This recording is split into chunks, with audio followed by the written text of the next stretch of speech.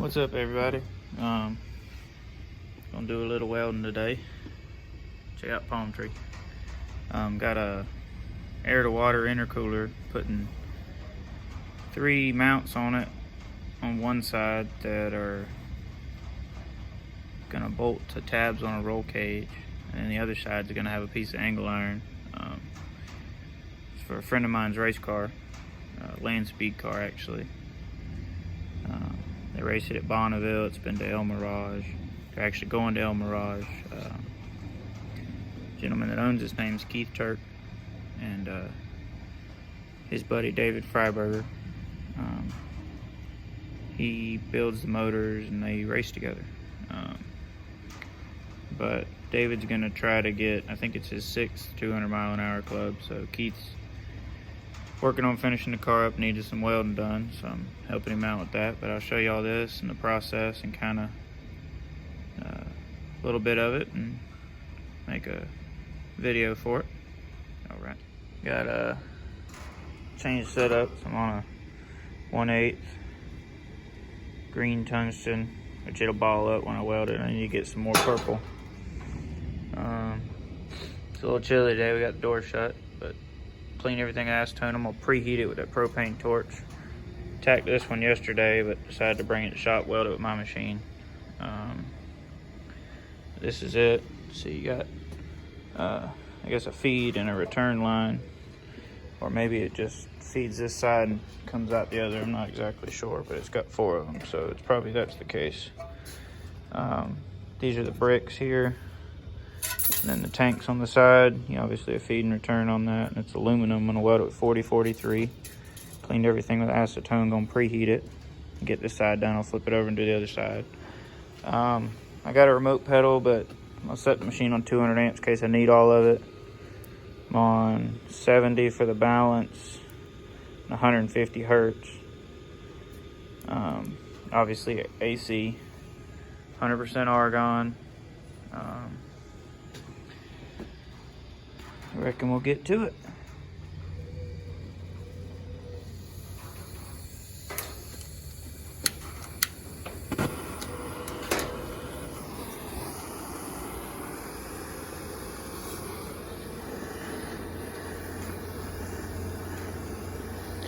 I'll probably just heat up one at a time.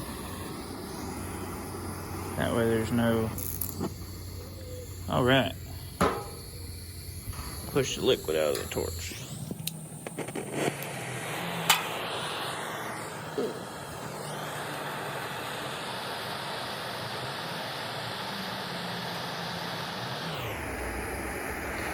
You can kind of see the moisture running away.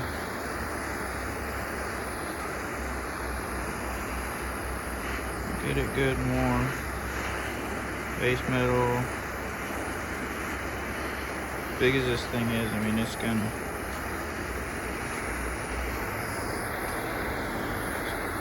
act like a heat sink.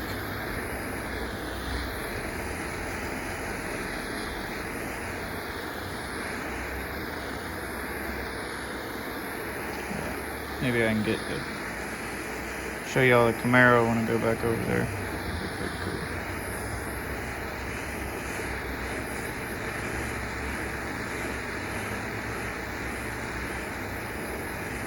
Give that a shot, see if that'll work.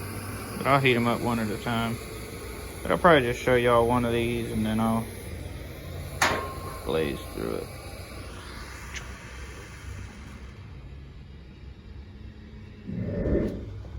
Like I said, we preheated it. And, give her a shot, see how it does. Tungsten's gonna ball up a little bit. Sharpened it.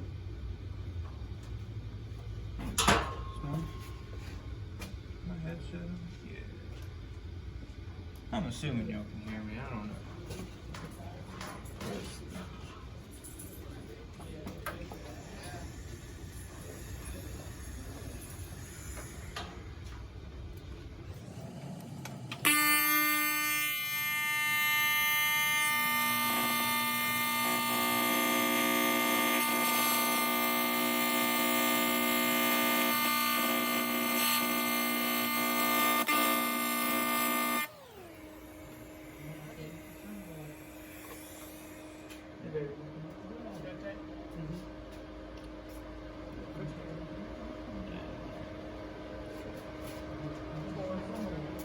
Okay, love you.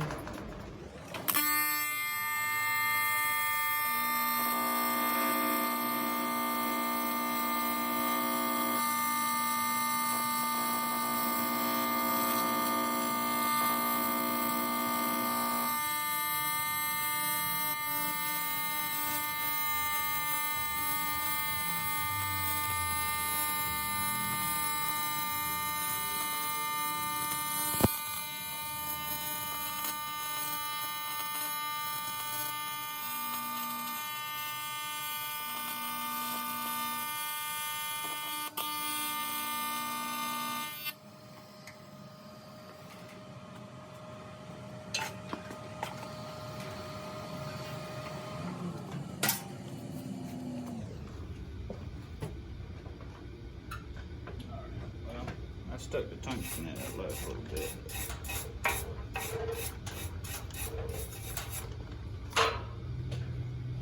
Let's see what it looks like. It'll work. It's not the prettiest thing ever. Adjust the frequency some. Alright. Went ahead and finished that one. Adjusted the machine a little bit. On that second half, it's better. I already prepped these. They're clean. Knocked the edge off of them. And then we marked them and laid them out. So just lay it in their center. And what I'll do, I'll get those tacked. And then I'll preheat it. Weld it up. Alright.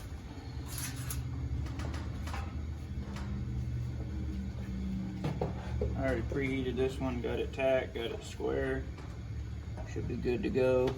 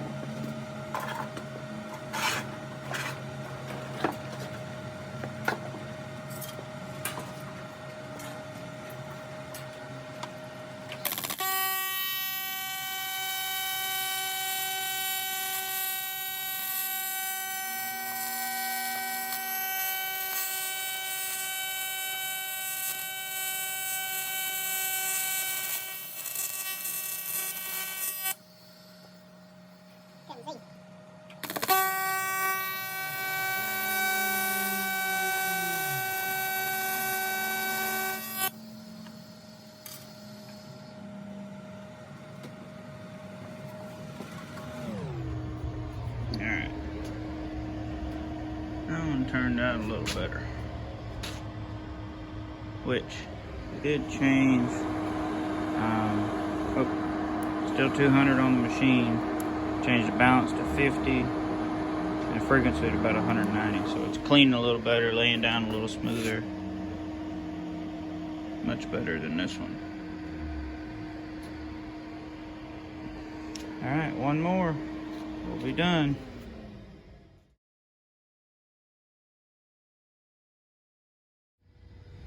Alright, so this bracket, prepped right where it's gonna go. See, it's got the center punch. It'll go here, like this. I'll show y'all how it sits in the car. A little bit of a gap, but it'll be alright. But prepped it around the edges. Should be good to go. Alright, cool. Started on that.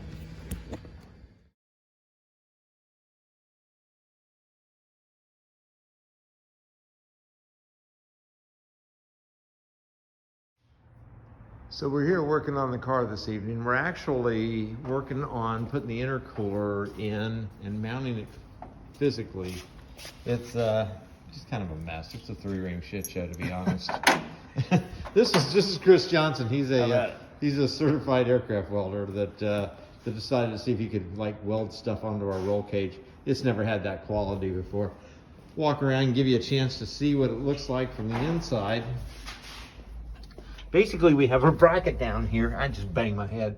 Nice. We have a little bracket down here, and we're just going to come up from that bracket with a sandwich piece and bolt it in and weld it in right there. And then, again, we're just kind of tabbing it in on the other side. And kind of gathering it all together, trying to get it right and get it all measured. It's a bit of a mess, but yeah, it's time to go to Mirage. Bye.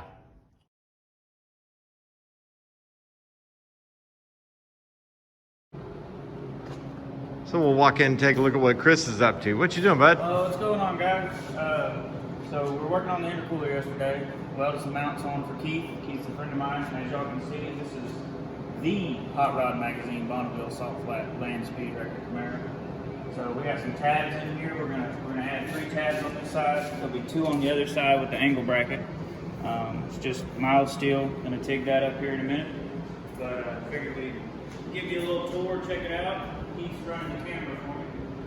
Kind of different. Normally I'm the one holding it, so you don't get to see it while I talk. But got it going on in here. So let me tell you about the car while Chris is standing here looking stupid, exercising his skill set. All right, here we go. Basically, the car is a 1980 Camaro that we've been, David Freiburger and my wife and I have been racing for 20 years. You know, started racing it actually in 1998, so pretty good ways. It's set records. I don't know, pretty much everywhere. Lots of places, lots of different engines over the years. Our program is that Freiburger owns the engines and I own the car. These are a couple of the records that we've set over the years. 2 Club stickers are people that I put in the 2 Club in the car. These are just some of the timing tags. What a timing tag looks like as it comes from Bonneville. That's a cheap one, 245, 241. Another cheap one, 249, 252. Anyway, these are just timing tags that we've set for records that we've set over the years. Grandson, he's an idiot. Hey, you know, I didn't pay a lot for him, so I kind of got what I paid for. Chris is an aircraft certified welder, if you guys didn't know that. And he is actually doing yeoman service here on this whole thing. He's been whittling on it for a couple of days now, so we just playing. We're gonna let Chris play. I'm gonna take you for a walk around the rest of the shop. We're also building 55 Nomad. That's my personal car for my wife and I. She's crazy about that car. An old Austin Healey I've owned for, I don't know, 40 plus years. It's dirty right now. Chris is not helping. All of the posters up on the wall are posters from events that we've attended. This is my 32 Ford big block car, 5-speed. Hot Rod Magazine project car on the cover of Hot Rod, I don't know, 2004, 2005. They built it as a project and I ended up with it. One of the roadkill things. My partner was the editor of Hot Rod Magazine for many, many years. And as a result, we've had an opportunity to be in Hot Rod quite a bit with the car. So that's our story, man. Y'all enjoy Chris. He's a great helper, great worker, and an excellent welder. Much better than my skill set. So y'all enjoy, take care.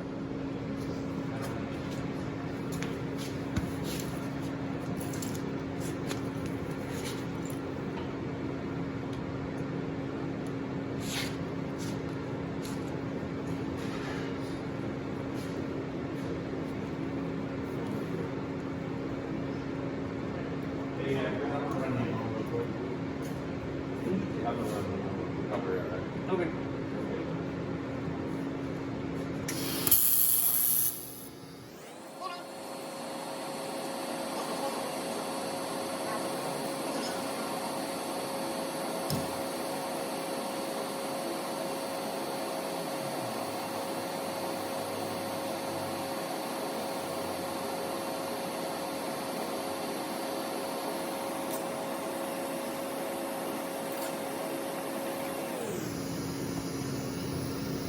All right. One side on there. One left to do. Get them done. If you've never seen anything funny. You should see Chris trying to get inside of the race car so he could weld something upside down on his back. I'm just going to take a video of it and watch this. I've been to 2 World Fairs of hard to meet the goat fortification exercise. I ain't never seen nothing like this shit. This is going to be funny. I can't wait to see you put your hat on. Upside down with your hat on and backwards. Are there any aircraft issues that you have to weld like this? Not generally. Yeah, that whole pull the shirt down was a really great call. Pull it down twice. You might have to drive for me. Okay, well, all right, well, I'll drive if you need me to drive. I'm a driver. So basically, I'm on driver duty. We have 20 seconds left to get to Welding. Uh-oh. Well, we ain't gonna make it. We're gonna make it. Here you go. Got it. Get you a stick. Get you a stick. All right, here you go. There's your welder. You have 10 seconds. Come on. Hang on, this is not real flattering here. Flattering is not important. What's important is welding. All right, we're past our 1 minute, so now you're on your own. All right, so this is Chris upside down in the race car. He's going to try to weld something. I guess one of these tabs or something. He's going to do this upside down and backwards. Oh, wait a minute. I'm going to drive. I've got the foot. You just got to tell me how much and when to do it. So let me know, buddy, whenever you're ready. This should be funny. 2 World Fairs are hard to meet in a goat fortification exercise. I ain't never seen nothing like this. Here we go. Ready? Give me some gas. How much? More. Hammer on it. We're in. That it? Yeah, man. That's all you got. You can't have no more than that. Look, it's already getting the right color. Life is grand. This is good. All right. So once again, this is Chris upside down welding while I'm gassing in the race car. Yeah, what the things you do for love. Y'all have a great day, man. Here we go. What we have here is a man upside down welding and another guy outside running the gas. Chris is in the car, upside down and backwards. 3 World Fairs, a hardly meet a goat fortification exercise. I ain't never seen nothing like this shit. So there you go. What we'll do for putting an intercooler in an old junk race car. Sooner or later, we'll get that engine there, put some air through some tubes that David put in a while back into the car, if we can figure out how to do this upside down and backwards. Easy off. Slow off. Keep going. All right.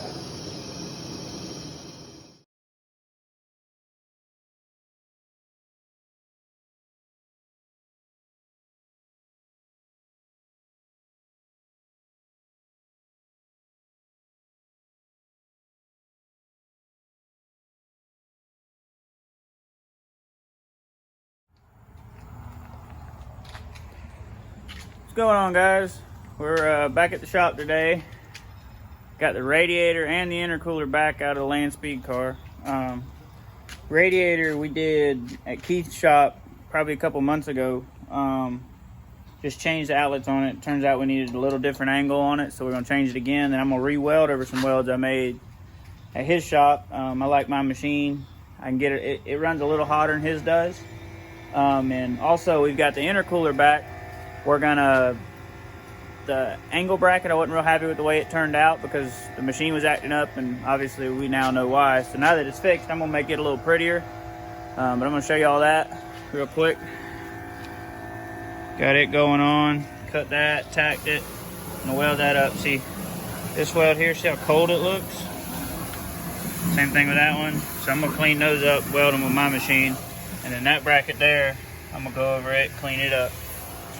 Pops is over there washing the Cummins. We're gonna use that 12 valve and something. We ain't bought nothing yet, but something cool, old Cadillac, old Chrysler, something. DeSoto, Dodge, you know, something like that. But anyway, we're out here hanging out. All right.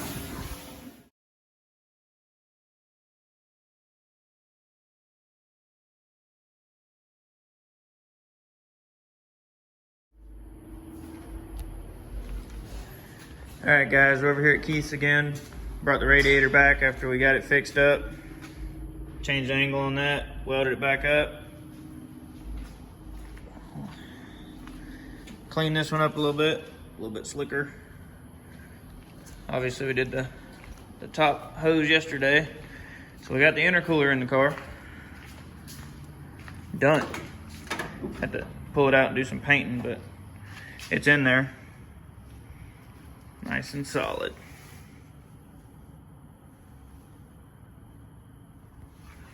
And then if you look in here, we've got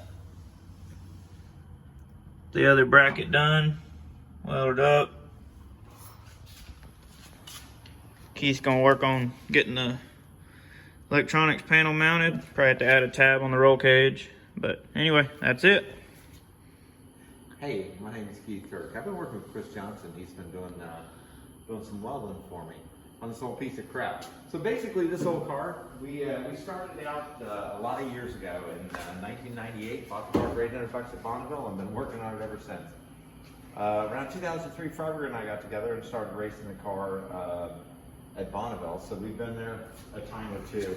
And one of the cool things about it is the car's actually in a lot of 200-mile-an-hour clubs from Loring, Maine, Maxton, North Carolina, Bonneville, Salt Flats, many, many times.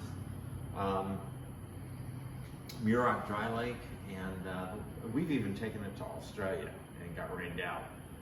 So we've been a lot of places with it, but the one place that's never gotten 200-mile-an-hour club is at El Mirage. I did in my other car, but this car has never gotten a 200-mile-an-hour club. So David Freiburger and I have been partners for a bazillion years, and ultimately he and I wanted to go to El Mirage and get him in the 200-mile-an-hour club. It's the most prestigious tube club of all of them. It's kind of the original birthplace of hot rodding, and really the birthplace of Hot Rod Magazine. So, traditional 1.3 mile dry lake, horrible place. It's a dirty 3-ring shit show, and I'll never race there again until next time. It's just freaking dirty, nasty, and horrible. But the best part is the wind picks up at 12 o'clock and blows you out, and you can't wait till the next day. Course is horrible. It's like riding through a potato field. Anyway, so what we're doing is we're getting the car ready to race in El Mirage. It hasn't raced since 13 with our last roadkill episode, which was bad. And what Chris has been doing to help me is doing the radiator. So he came in here and first thing is I'm having to connect a lot of new things. It's a small block Chevrolet I've had in the car since '98. So, but stuff like this radiator is all brand new, this radiator system. So he's redone the top line, he recut the bottom lines and arced some of that stuff around, made the arcs a little bit different. And then the other thing that we're doing is we're installing this intercooler. The supercharger from ProChargers is supplying air to the engine. The engine's then, we're taking that air and cooling it in an intercooler. So Chris designed this whole system for installing the intercooler in the car and actually making it solid and safe. So it's tight too. It's really tight. So it works well. And the next thing I'm going to do is like set the electrical panel and get that ready. I've got about 2 weeks left before I have to leave for California. So there's a lot of work to do. And fortunately, I have 2 weeks, so we'll see. It should be fun. Anyway, that's my story. Appreciate Chris's work. One thing I should talk about is Australia. And we literally shipped this car to Australia. It cost like 30 grand to get it there and back, and all of us and the deal. And the one thing we did for the trip to Australia is we put the American flag on the roof. It's just a nice touch. And so once we put it on, it was kind of like, yeah, that can never leave there. That's always got to be there. And so we like that a lot. It's just kind of a cool deal. That's my story. So land speed racing is really a goal-oriented achievement. It's about a bunch of amateurs hanging out, trying to figure out where their skill set actually meets the rule book. And everybody's got a different idea about racing and putting racing together. So each person has his own personal goals. Some guys just go out there for fun. Some guys have to set a record every time. To me, fun is setting a record, so I kind of enjoy that. The timing tags basically represent the years that I've been to Bonneville, and you get one each year for your top speed of the meet, or the top speed in a given class. So the top ones in blue are the not so successful years. The red ones are successful years. So Freiburger and I got together right here. And without me, he could never be successful, and without him, I could never be successful. So we were really good together, and we've done a lot of work together. It's pretty spectacular. One of my goals as a land speed racer was to club hats. And I kind of got wrapped up into that. So as we go along and look at the hats, I got my first ECTA hat in the 2 Club, and then I went to Mirage by myself and got in the 2 Club. Obviously got the Bonneville 2 Club eventually, the Texas 2 Club, Maine. And then I got in the Mirage 2 Club, which was a big deal, because that was number 4, or number 5. And nobody had ever gotten in 5 200-mile-an-hour clubs, so it was a big deal. And I gotten another one as we went along. I think Maine was my actual 6th club, and then we went to Australia. And we worked really hard at Australia. It took 4 trips to Australia to get in that 2 Club. Even took the car down there and shipped it back, and took a motorcycle down there and shipped it back. Both times getting rained out. So the salt there is fabulous. So if you get there on good salt, it's an amazing place. Anyway, so that's the story. Land speed racing is nothing more than goal-oriented achievement.